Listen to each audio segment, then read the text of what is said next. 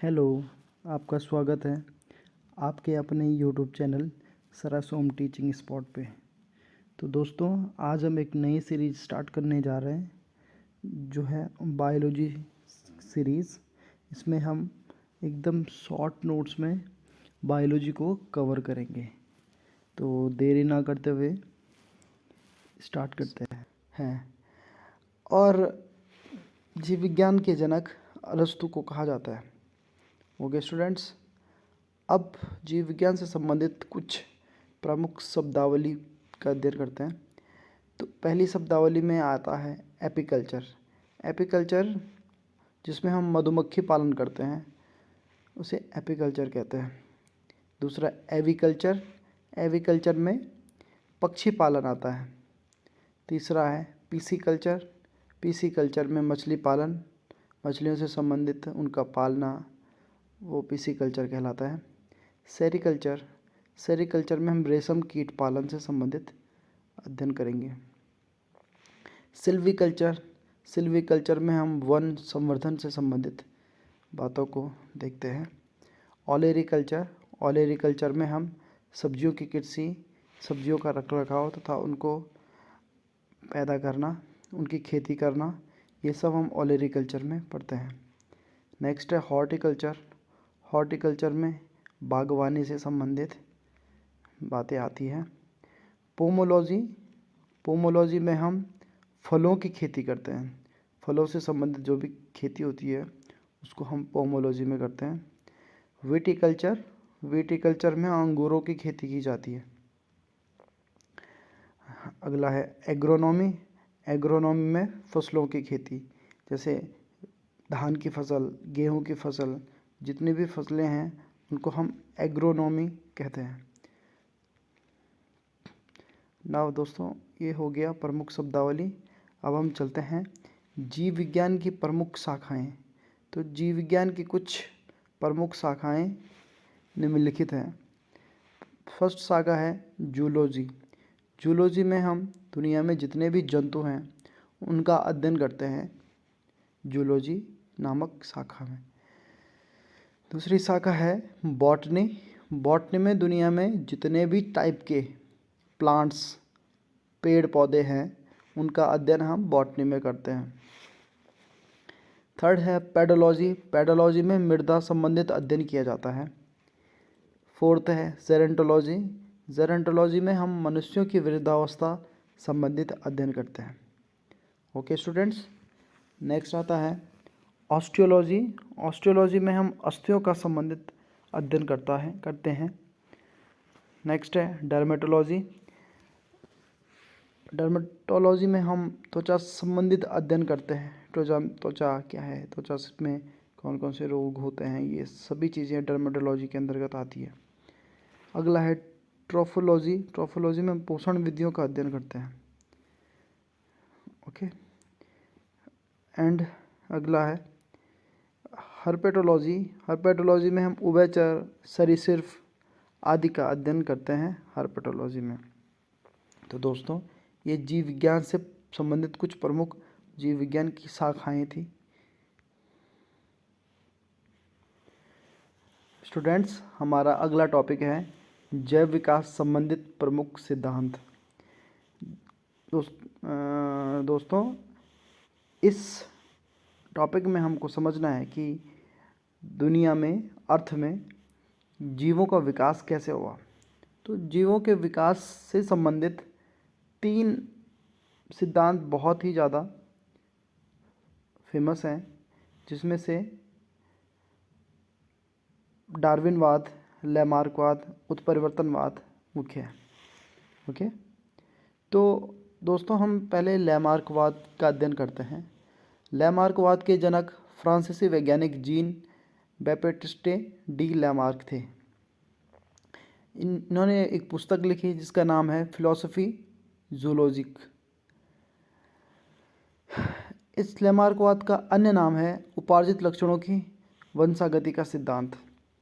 Okay, लैमार्कवाद ने अपना सिद्धांत जिराफ की गर्दन के सापेक्ष दिया। उन्होंने बताया जिराफ की गर्दन अत्यधिक यूज़ होती है तो जिराफ की गर्दन लंबी हो गई। ओके। दूसरा एग्जाम्पल, सांप के पैर का गायब हो जाना। जैसे सांप अपने पैरों का यूज़ नहीं करते हैं, वो रेंग के चलते हैं, उनका पैरों का कोई यूज़ नहीं है, इसलिए सांप के पैर गायब हो गए थे। तो कुल मिला के लैमार्क ने कहा कि जिन भी अंगों का हम यूज़ करते हैं, जिन भी अंगों का हम ज़्यादातर यूज़ करते हैं, वो अंग और ज़्यादा डेवलप्ड होते हैं, और जिन अंग का हम यूज़ नहीं करते हैं वो गायब हो जाते हैं। तो इसे बोलते हैं उपार्जित लक्षणों की वंशानुगति का सिद्धांत।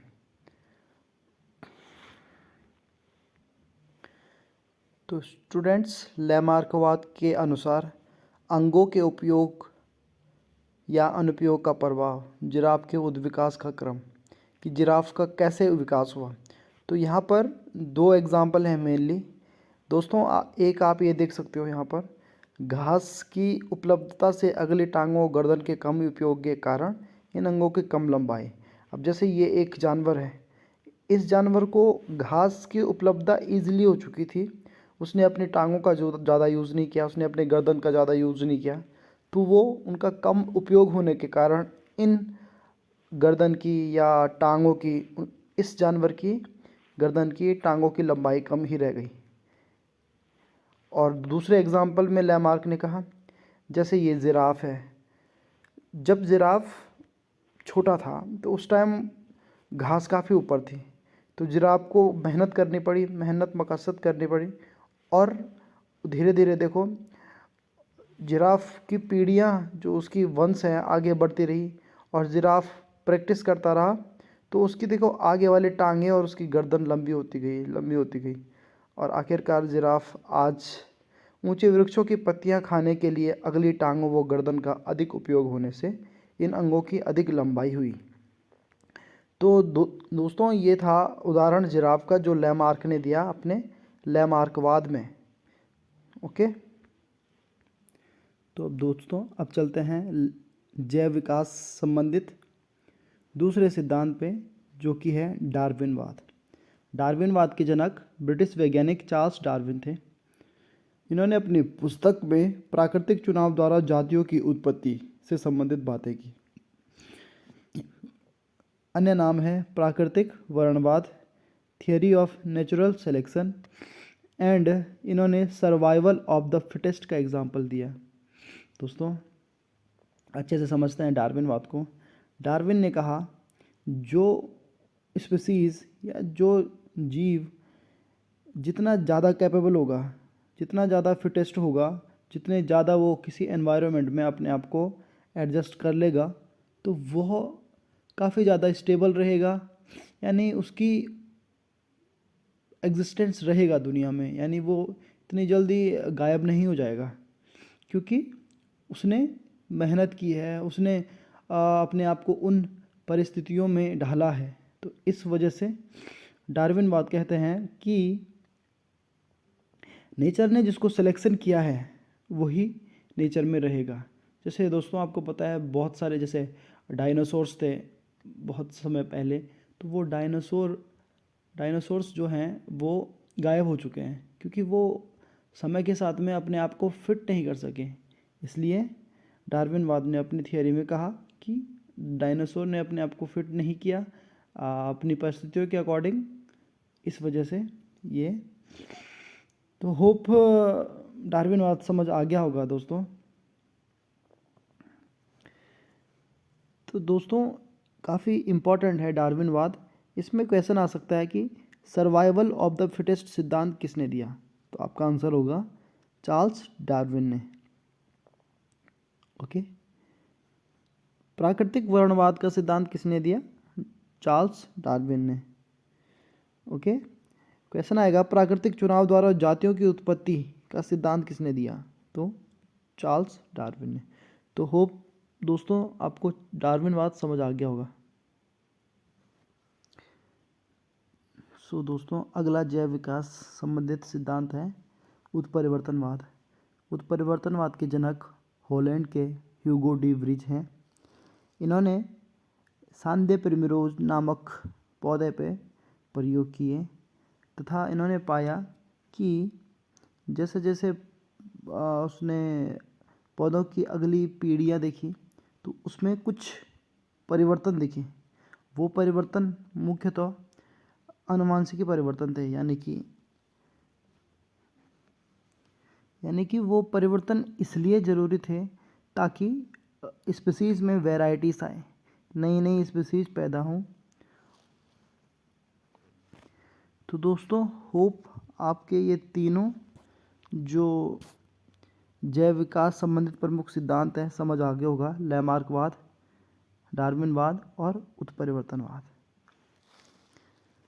Thank you so much. जय हिंद।